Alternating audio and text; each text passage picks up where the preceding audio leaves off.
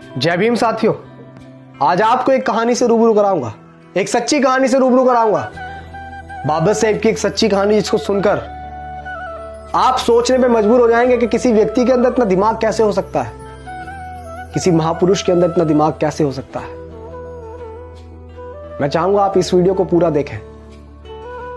जब बाबा साहेब लंदन से बैरिस्टर बनकर पहली बार भारत वापस लौटे और जब उन्होंने कोर्ट के अंदर, कचहरी के अंदर कदम रखा, तो लोगों ने, जितने भी कोर्ट के अंदर और वकील थे, सबने बाबा साहेब को देखकर यह पहचान लिया था कि ये तो वही है जो महार जाति का व्यक्ति है। और ये आज काला कोट पहनकर हमारे कचहरी के अंदर आ गया है। और बाबा साहेब वहां जाकर अपना ठिया ढूंढने लगे। सबके पास अपने अपने ठिए होते हैं बैठने के लिए। बाबा साहेब को कोई ठिया नहीं मिला और बाबा साहेब जब ढूंढ रहे थे तो जो दूसरे वकील थे उन्होंने बाबा साहेब की ओर टोंट कसते हुए, बाबा साहेब की ओर चिड़चिड़ाई मारते हुए बाबा साहेब से बोला, अरे ओ बैरिस्टर, तुम तो बहुत पढ़े लिखे विद्वान हो, तुम्हें क्या जरूरत है कचहरी के अंदर बैठने की, तुम तो बाहर भी कहीं ठिया लगा लोगे, तुम्हारी दुकान चल जाएगी। लेकिन बाबा साहेब ने उनकी उस टोंट मारने को गलत नहीं समझा। बाबा साहेब ने उस बात का बुरा नहीं माना और बाबा साहेब मुस्कुराते हुए ये बोले कि तुमने ठीक कहा। और बाबा साहेब कचहरी के बाहर एक जगह जाकर अपना ठिया बाबा साहब ने जमाया, साफ सफाई करके बाबा साहब वहां बैठ गए। मैं बहुत शॉर्ट में आपको बात बता रहा हूं, कहानी बहुत लंबी है, इतिहास के पन्नों में आप पढ़िएगा। और बाबा साहेब के पास छोटे मोटे केस आने लगे, रोजी रोटी चलती रही, हल्का फुल्का बिजनेस बढ़ा, कारोबार बढ़ा। और उसी दौरान एक सेठ और एक सेठानी का एक बेटा, जो एक लौता बेटा था, उसको फांसी की सजा बोली गई थी।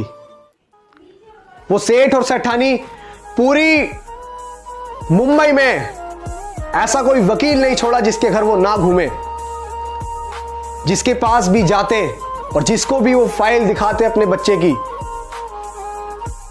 वो मना कर देता कि तुम्हारा बच्चा नहीं बच पाएगा।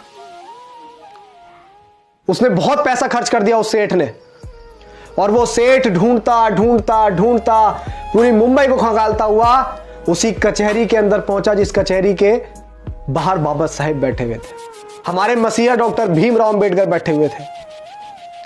और जब उस कचहरी के अंदर उस सेठ ने अपने बच्चे की फाइल को दिखाया, एक लौते बेटे की फाइल को दिखाया, तो किसी भी वकील ने उसकी फाइल लेने से इनकार कर दिया कि इसमें कुछ नहीं हो सकता, तुम्हारे बच्चे को कोई नहीं बचा सकता है। उस सेठ ने ऐसे ऐसे बड़े बड़े वकीलों को दिखाया जो कानून को अपना घर मानते थे, जो ये बोलते थे कि कानून तो हमारी मुट्ठी में है। ऐसे ऐसे वकीलों को वो फाइल दिखाई, लेकिन सबने उस फाइल को देखकर इनकार कर दिया। और उस कचहरी के अंदर जो वकील बैठे हुए थे, कुछ वकीलों ने फिर से बाबा साहेब के ऊपर टोंट कसते हुए बोला कि अरे सेठ, तुम्हारा केस तो वो लड़ेगा, वो जो बाहर बैठा हुआ है, वो महार जाति का व्यक्ति, वो बहुत विद्वान है, वो पढ़ लिख कर आया है। वो बाबा साहेब पर टोंट कस रहे थे, हमारे मसीहा पर टोंट कस रहे थे, वो हमारे मसीहा पर चिड़चिड़ाहट मार रहे थे। और जब, क्योंकि सेठ जो है वो मन से रो रहा था, उसे एक आशा की किरण चाहिए थी बस, क्योंकि उसका एक लौता बच्चा जिंदगी और मौत के बीच में अटका हुआ था।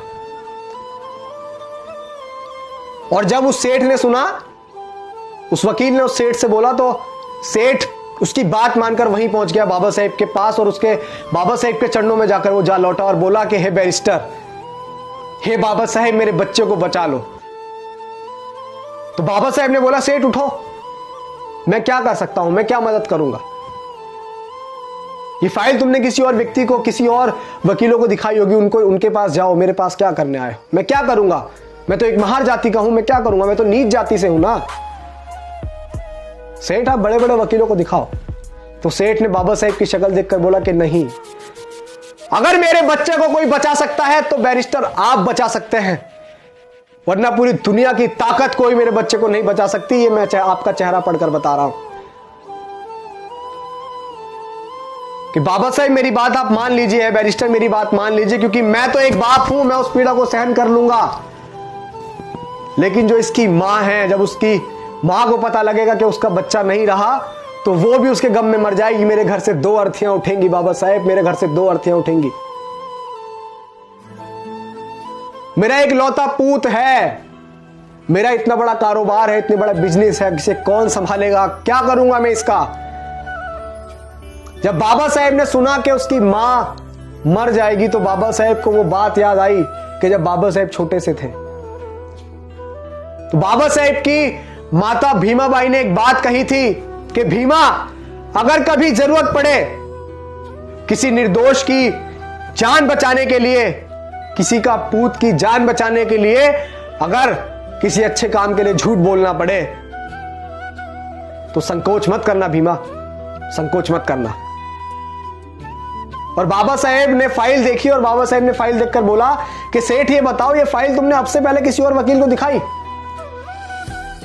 तो सेठ ने बोला कि है बैरिस्टर, मैंने ये फाइल दिखाई नहीं, मैंने इस फाइल पे इतना नोट खर्च किया कि किसी की आने वाली 3 पीढ़ी भी कमा नहीं सकती। मैंने इतना नोट इस फाइल पर खर्च कर दिया है, बस आप मेरे बच्चे को बचा लीजिए। ऐसे हाथ जोड़ के वो गिड़गिड़ा रहा था, बाबा साहेब के चरणों में गिर रहा था, बाबा साहेब के सामने हाथ जोड़ रहा था। और जब बाबा साहेब ने उसकी पीड़ा सुनी, उसकी फाइल देखी, तो बाबा साहेब ने बोला कि जाओ सेठ, मैं तुम्हारे बच्चे का केस लड़ूंगा,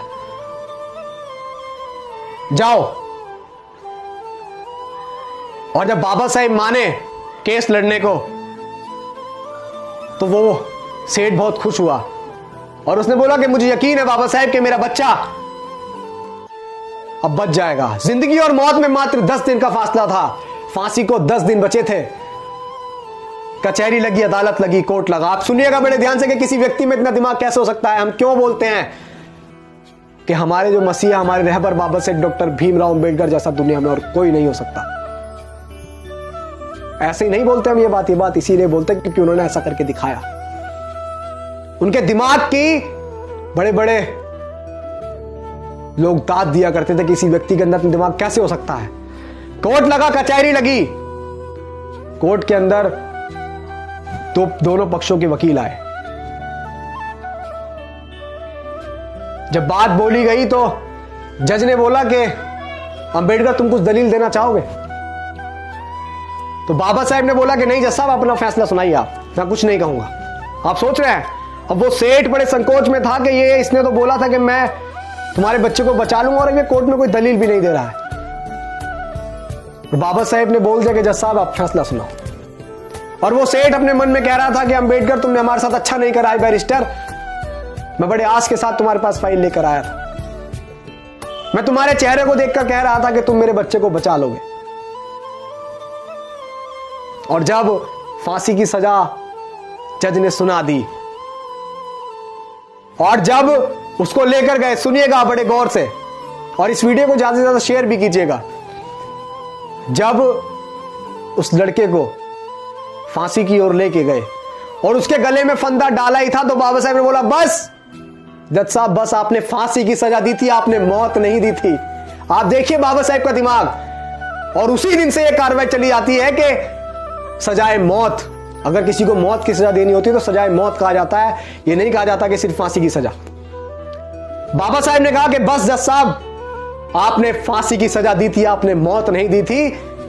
और यह दिमाग देखकर बड़े से बड़े बैरिस्टर, बड़े से बड़े जो लोग बाबा साहब पे टोंट कसते थे, जो हमारे मसीहा को नीच अछूत बताते थे, जो महर जाति का बताते थे, वो लोग चुप हो गए।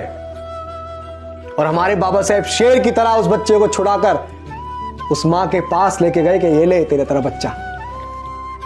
और बाबा साहब ने उस निर्दोष की जान बचाई। ऐसे थे हमारे मसीहा। और हमारे मसीहा ने हमें बहुत अच्छा जीवन देने के लिए बहुत कुछ सहा है।